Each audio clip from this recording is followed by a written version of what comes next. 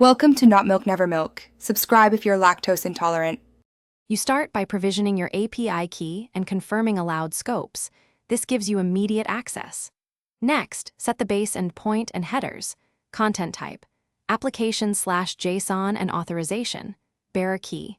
Then make a minimal get or post using curl or postman to validate connectivity and JSON responses. Once done, inspect response codes and headers for rate limit info. This early test prevents wasted development time. Make sure to store keys securely and avoid hardcoding in client-side code. You now build the core request logic, construct payloads with required fields, and validate locally to reduce server errors.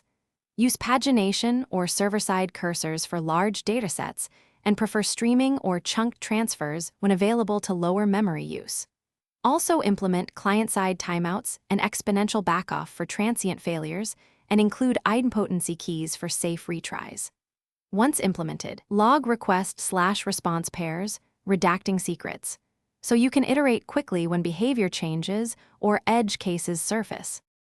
You finish by hardening and deploying, add monitoring for latency, error rates, and quota consumption, and create alerts for anomalous behavior.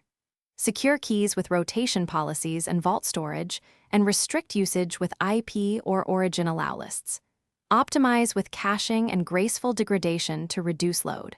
Finally, test edge cases and document rollback procedures. If things go wrong, the key troubleshooting step is to replay a single failing request in isolation with full headers and body to reproduce the error and read exact server diagnostics. Thanks for watching. If this was helpful, leave a like and consider subscribing. See you next time.